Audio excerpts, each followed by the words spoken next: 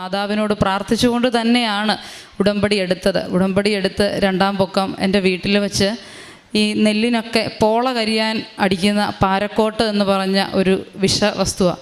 അത് അടിച്ചതിൻ്റെ ബാക്കി എൻ്റെ വീട്ടിൽ ഇരുന്നത് ഇളയ ആൾ അതെടുത്തപ്പോൾ അത് വിഷമാണെന്ന് പറഞ്ഞ് അതിൽ മണ്ടയ്ക്കത്തെ അടപ്പില്ല, അകത്തോട്ടുള്ള ഒരു വെള്ള അടപ്പ് മാത്രമേ ഉണ്ടായിരുന്നുള്ളൂ. അത് വിഷമാണ്, എടുക്കരുതേ എന്ന് പറഞ്ഞ് തട്ടിപ്പറിച്ചപ്പോൾ അതിൽ എയർ ഉള്ളതുകൊണ്ട് ബോട്ടിലിൽ അമക്കിയപ്പോഴേക്കും അത് തെറിച്ച് ഇവളുടെ ദേഹത്തും വായിലുമെല്ലാം തെറിച്ചു വീണു. ഞങ്ങളിന്ന് രാത്രി ഒരു 9:30 ആയപ്പോഴാണ്, അതായത് യൂണിഫോം അലക്കിയിട്ടത് എടുക്കാനായിട്ട് ടെറസിലേക്ക് പോയപ്പോൾ പറ്റിയ സംഭവമാണ്. അത് പെട്ടെന്ന് തന്നെ മുഖവും വായും എല്ലാം കഴുകിയെങ്കിലും ഞങ്ങൾക്ക് ഇത്രയും വിഷമായിട്ട് പുല്ലൊക്കെ കരിയുന്ന സാധനമല്ലേ, ഒന്ന് ഹോസ്പിറ്റലിൽ കൊണ്ട് കാണിച്ചേക്കാം എന്ന് പറഞ്ഞ് ഞങ്ങൾ പെട്ടെന്ന് തന്നെ പപ്പയും ഞങ്ങളെല്ലാവരോടും ചേർന്ന് വണ്ടാനം ആശുപത്രിയിലേക്കാണ് പോയത്. അവിടെ ചെന്ന് ഡോക്ടറെ ഈ ബോട്ടിലിൻ്റെ ഫോട്ടോ കാണിച്ചപ്പോൾ തന്നെ അവർ പറഞ്ഞു, ഇതിൽ ഒരു തുള്ളിയെങ്കിലും വയറിൽ ചെന്നിട്ടുണ്ടെങ്കിൽ അല്ലെങ്കിൽ വായിൽ ചെന്നിട്ടുണ്ടെങ്കിൽ കുട്ടി രക്ഷപ്പെടില്ല. ഇതുവരെയുള്ള അവരുടെ എക്സ്പീരിയൻസിൽ ആരും രക്ഷപ്പെട്ടിട്ടില്ല.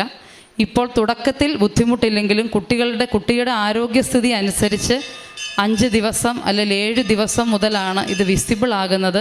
സെല്ലുകളെ ഡാമേജ് ആക്കുന്ന ഒരു കണ്ടൻ്റാണ് ഇതിലുള്ളത്.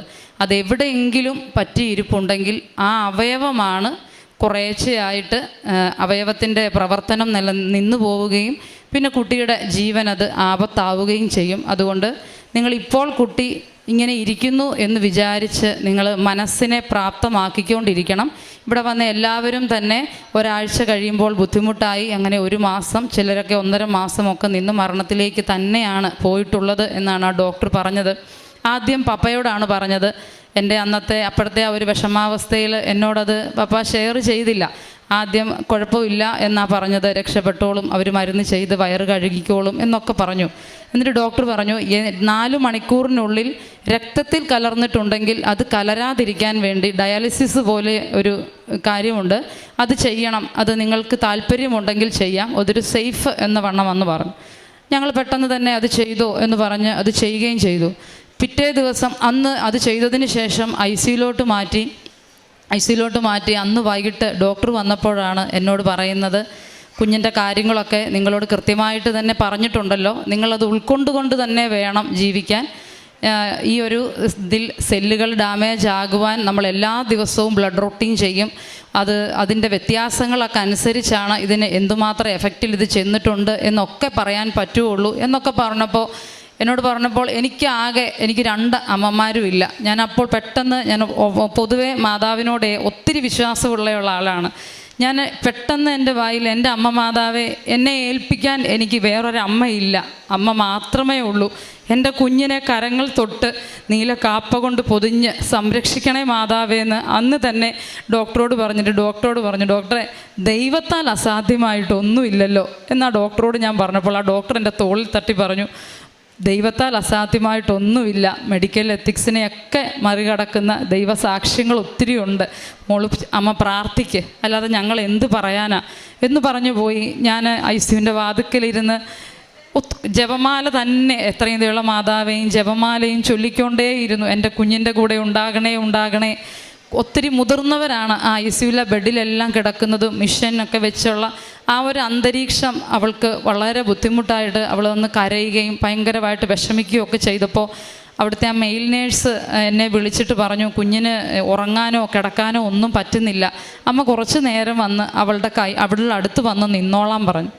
ഞാൻ അവളുടെ അടുത്ത് ചെന്നിട്ട് എൻ്റെ കയ്യിലുണ്ടായിരുന്ന കൊന്ത ചേർത്ത് അവളെ പിടിച്ചിട്ട് ഇതേപോലെ തന്നെ പ്രാർത്ഥിച്ചു, എൻ്റെ അമ്മ മാതാവേ, ഞാൻ എൻ്റെ അമ്മയുടെ കയ്യിൽ എൻ്റെ കുഞ്ഞിനെ സമർപ്പിക്കുകയാണ്, എൻ്റെ കുഞ്ഞിന് ഒരാപത്തും വരുത്തരുതേ, എൻ്റെ കുഞ്ഞിൻ്റെ കൂടെ നിന്ന് ജപമാല ചൊല്ലുവാൻ അല്ലെങ്കിൽ മാതാവിൻ്റെ സാക്ഷിയാക്കുവാൻ എൻ്റെ കുഞ്ഞിനെ ഒരുക്കണേ എന്ന്. പിറ്റേ ദിവസം രാവിലെ ഡോക്ടർ വന്നിട്ട് പറയുകയാണ്, അമ്മയും മോളും കൂടെ നിൽക്കാൻ വേണ്ടി, കുഞ്ഞിത്രയും പേടിച്ചുമൊക്കെ നിൽക്കുന്നത് കൊണ്ട് മനസ്സിനൊരു ധൈര്യം ഉണ്ടാകാൻ വേണ്ടി ഞങ്ങൾ ICUന്ന് തൊട്ടടുത്തുള്ള ഐസൊലേഷൻ റൂമിലേക്ക് മാറ്റുകയാണ്. അവിടെ അമ്മയ്ക്കും മോൾക്കും കൂടെ നിൽക്കാം, കുഞ്ഞിൻ്റെ കൂടെ 14 വയസ്സേ ഉള്ളൂ, മോളുടെ ഒരു ധൈര്യത്തിന് വേണ്ടി അമ്മയും കൂടെ നിന്നോ എന്നുള്ള ആ സൗകര്യം ഒരുക്കി. ആ റൂമിൽ വന്ന് രാവിലെ നിന്നില്ല രാത്രി നിന്നില്ല 24 മണിക്കൂറും ഞാൻ ഉറങ്ങാതെ അവളുടെ കയ്യിൽ ജപമാല കൊടുത്തുകൊണ്ട് തന്നെ ഞാൻ ജപമാല ചൊല്ലാൻ തുടങ്ങി. എന്നും ഞാൻ പറയും, അമ്മയുടെ സാക്ഷിയാക്കി എൻ്റെ കുഞ്ഞിനെ മാറ്റണേ, അമ്മയുടെ സാക്ഷിയായി ഇവിടെ വന്ന് സാക്ഷ്യം പറയാൻ എനിക്ക് അവസരം ഒരുക്കണേ. അവളും പ്രാർത്ഥിക്കുമെന്നുണ്ടെങ്കിലും അത്രയധികം വിശ്വാസമുള്ള ആളൊന്നുമല്ലായിരുന്നു അവളോട്. പക്ഷേ ഈ ഒരു അവസ്ഥ നമ്മൾ പറഞ്ഞിട്ടുമില്ല. അപ്പം ഞാൻ കരയുകയും പ്രാർത്ഥിക്കുകയും ചെയ്യുമ്പോൾ അവൾ പറയും, അമ്മ എന്തിനാ വിഷമിക്കുന്നത്? ഞാൻ പറഞ്ഞു, ഒന്നുമില്ല മോൻ മാതാവിനോട് പ്രാർത്ഥിക്കുക, എന്തെങ്കിലും ഉണ്ടെങ്കിൽ മോൻ്റെ ബുദ്ധിമുട്ട് മാറും. പക്ഷെ അന്ന് മുതൽ അവളുടെ തൊണ്ടയ്ക്ക് വേദനയും തൊണ്ടയിൽ നിന്ന് തുപ്പലിറക്കാനുള്ള ബുദ്ധിമുട്ടും, ഇതിന് ട്യൂബ് ഇട്ടിട്ടുണ്ട്, വിഷാംശമായതുകൊണ്ട് തന്നെ ഫുഡൊന്നും കെടുക്കാൻ പറ്റില്ല, ഡ്രിപ്പിട്ട് ട്യൂബ് ഇട്ടിരിക്കുക.